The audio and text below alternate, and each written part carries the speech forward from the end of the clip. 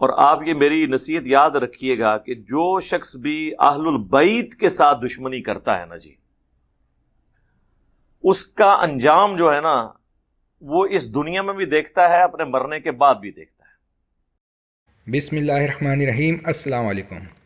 اگر یہ کہا جائے کہ غلطی ہر انسان سے ہوتی ہے اور اس غلطی کرنے والے سے دلائل کی روشنی میں اختلاف کیا جائے تو یہ سب سے احسن طریقہ قرار پائے گا۔ انجینئر محمد علی مرزا کا موقف بھی ہمیشہ سے یہی رہا ہے۔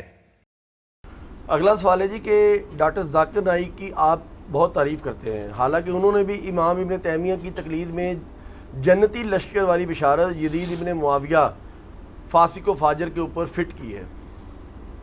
اچھا، بات یہ کہ ڈاکٹر ذاکر نائک کی میں نے تعریف جن باتوں میں کی ہے ان میں تو میں کروں گا نا، ہم تو مجھ سے مزاج ہیں، کمپیریٹیو اسٹڈی میں انہوں نے بہت بڑی ایفرٹ کی ہے۔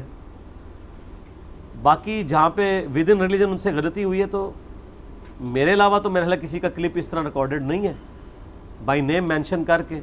آپ یوٹیوب پہ لکھیں جنتی لشکر والی بشارت، 5 لاکھ سے زیادہ لوگ وہ کلپ دیکھ چکے ہیں۔ ایک طرف ڈاکٹر ذاکر نائک کی تصویر ہے، ایک طرف میری ہے، تو میں نے اس میں بتایا کہ ان کو غلطی لگی ہے اور ظاہر ہے ابن تیمیہ کی سے لگی ہے، کانسٹنٹائن والی جو بشارت فٹ کر دی تھی۔ تو میں نے اس میں بتایا کہ یار وہ صحیح بخاری میں حدیث ہے، میری امت کا پہلا گروہ جو کیسر روم کے شہر پہ حملہ کرے گا، قسطنطنیہ تو اس میں موجود ہی نہیں۔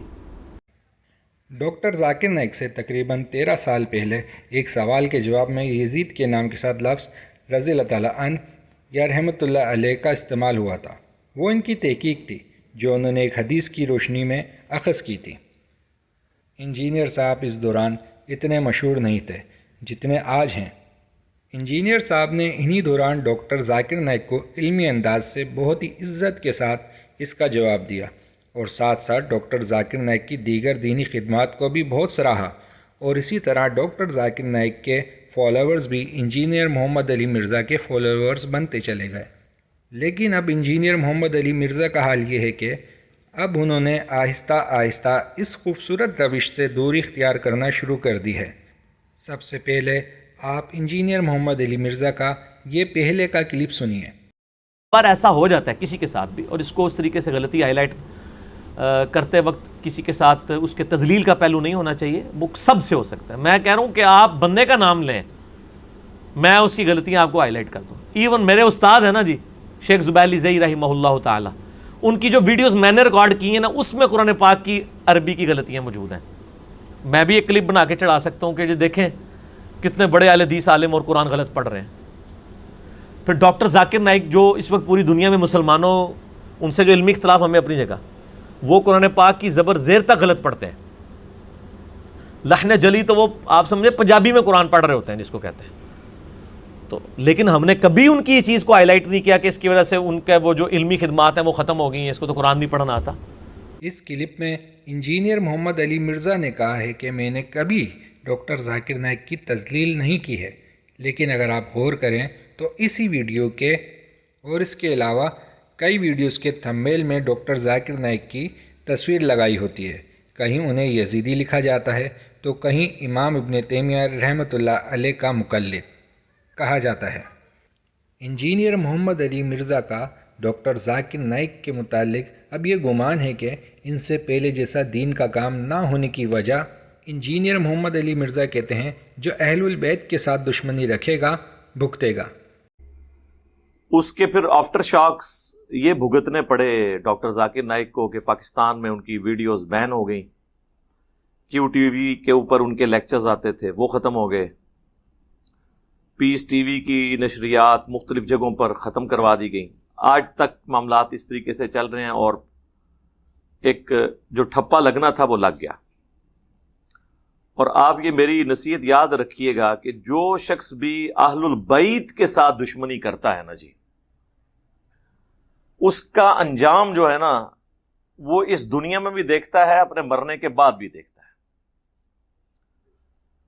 آج تک جن لوگوں کو گالیاں پڑ رہی ہیں نا، ہم ان گالیوں کو تو سپورٹ نہیں کرتے، لیکن ان میں سے کئی لوگ ایسے ہیں کہ جنہوں نے اپنی زندگی میں حرکات ایسی کی تھیں کہ اس کا ایفیکٹ ان کو بعد میں بھی بھگتنا پڑتا۔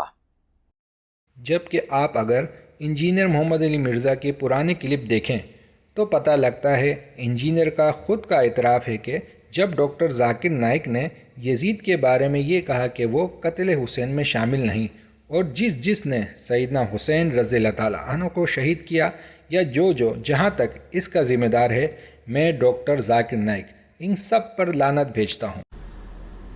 ڈاکٹر ذاکر نائک سے مسئلہ مس ہینڈل ہوا ہے، لیکن زیادتی کی ہے ڈاکٹر ذاکر نائک کے مخالفین نے بھی ایک، اس سے تو چلے زیادتی ہوئی۔ انہوں نے ڈاکٹر ذاکر نائک کو یہ پورٹریٹ کیا کہ ڈاکٹر ذاکر نائک نعوذ باللہ سیدنا حسین علیہ السلام کے مخالف ہیں۔ توبہ توبہ توبہ۔ بھائی ڈاکٹر ذاکر نائک نے اسی ویڈیو میں کہا تھا، جس ویڈیو کو یہ اٹھاتے ہیں، جس میں وہ امام ابن تیمیہ سے ڈسیو ہو کے انہوں نے جنتی لشکر والی بشارت فٹ کر، حالانکہ ابن تیمیہ بھی کوئی یزید کا سگا کوئی نہیں تھا۔ ابن تیمیہ بھی کہتے تھے میں اس سے دنیا کے بادشاہوں کی طرح ایک بادشاہ مانتا ہوں، خلیفہ راشد نہیں مانتا منہاج السنہ میں، لیکن دوسری طرف جنتی لشکر کی بشارت بھی فٹ کر دی جو آج تک اہل حدیث کو فٹ ہوئی ہوئی ہے۔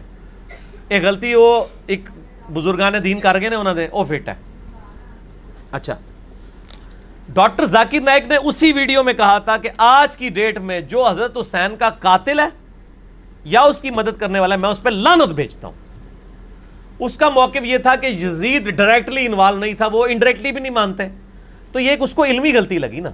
ایک بندہ کہتا ہے میں یزید کو مانتا ہی نہیں ہوں کہ اس میں شامل تھا حضرت حسین کے قاتلین میں، وہ یہ کام کر ہی نہیں سکتا، تو سر آپ اس کو بینیفٹ آف ڈاؤٹ دیں گے نا۔ جس طرح ڈاکٹر اقبال جو ہیں، جن کو سارے حکیم الامت مانے ہوئے ہیں، وہ امام مہدی کا انکار کرتے ہیں، وہ کہتے ہیں مہدی کا عقیدہ ہی فراڈ ہے۔ تو میں نے تو آج تک کسی بریلوی دیوبندی اہل حدیث شیعہ کو نہیں سنا کہ ڈاکٹر اقبال تو منکرین حدیث تھا، وہ تو مہدی کو نہیں مانتا تھا۔ چلے اس ویڈیو کے بعد بھی کوئی جرت کر کے بتائے کہ جی ان کی خدمات دیکھیں، وہ اصل میں ان حدیثوں کو صحیح نہیں سمجھتے تھے، بینیفٹ آف ڈاؤٹ دیں۔ ڈاکٹر اقبال امت کے اجماعی عقیدے کو جو امام مہدی کے بارے میں انکار کر دیں تو ان کو بنا بینیفٹ آف ڈاؤٹ ملے گا۔ تو ڈاکٹر ذاکر نائک والا مسئلے میں تو اور لوگ بھی کئی ان کے ساتھ کھڑے ہوئے ہیں۔ یزید والے مسئلے میں کیا یزید کے ساتھ محبت کا راگ صرف ڈاکٹر ذاکر نائک نے الاپا ہے؟ حالانکہ انہوں نے نہیں الاپا، صرف انہوں نے کہا ہے کہ وہ جنتی لشکر والا وہ جو معاملہ ہوا، وہ انہوں نے کہا میں حسین کے قاتلین پہ آج کی ڈیٹ پہ لعنت بھیجتا ہوں، میں حسین سے محبت کرتا ہوں، یہ سب کچھ کرتا ہوں۔ باقی ان سے جو کچھ چھوٹا والا معاملہ ہے وہ تو سر شروع سے چل رہا ہے۔ لیکن اب انجینئر صاحب نے اپنا نظریہ بدل لیا ہے۔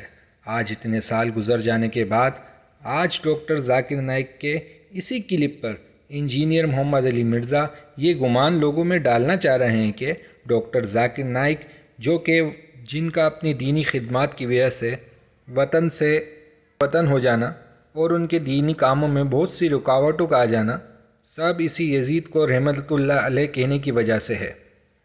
اور صرف اتنا ہی نہیں بلکہ انہیں اہل البیت کی دشمنی سے جوڑنا چاہا۔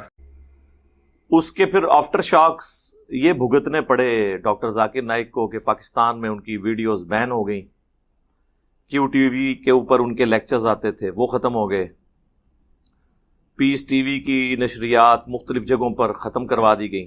آج تک معاملات اس طریقے سے چل رہے ہیں اور ایک جو ٹھپا لگنا تھا وہ لگ گیا۔ اور آپ یہ میری نصیحت یاد رکھیے گا کہ جو شخص بھی اہل البیت کے ساتھ دشمنی کرتا ہے نا جی،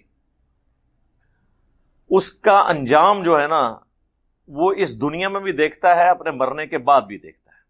کل تک انہی ڈاکٹر ذاکر نائک کے ملک چھوڑنے کو انجینئر محمد علی مرزا انبیاء کرام کی جھیلا وطن ہونے سے تشبیہ دیتے تھے اور کہتے تھے انبیاء کرام کو اپنے زمانے میں جو تکلیفیں اٹھانی پڑتی تھیں ان کا ایک حصہ ڈاکٹر ذاکر نائک کو بھی ملا ہے۔ اور دیکھیں انبیاء کرام کو اپنے زمانے میں جو تکلیفیں اٹھانی پڑتی تھی نا، آپ دیکھیں کہ اس کا کچھ حصہ ان کو نصیب ہوا ہے، غریب الوطنی ملی ہے نا ان کو۔ جس طرح ابراہیم علیہ السلام کو اپنا ملک چھوڑنا پڑا، ڈاکٹر اسرار کو اپنا ملک ڈاکٹر ذاکر نائک کو اپنا ملک چھوڑنا پڑا، کتنی مشکل کی لائف گزار رہے ہیں، نیشنلٹی نہیں ہے ان کے پاس، ملیشیا میں بھی اپلائی کیا ہوا پھنسی ہوئی ہے۔ غریب الوطنی تو غریب الوطنی ہوتی ہے، لیکن آخرت کا اجر پکا ہے۔ لیکن نہ جانے انجینئر محمد علی مرزا صاحب کو کیا ہو گیا ہے۔ ہمیں تو لگتا ہے پہلے جنگ جمل اور صفین اور مسئلہ یزید ان کے لیے علمی تحقیقی اور کتابی تھا، لیکن اب شاید یہ ذاتی مسئلہ بن چکا ہے۔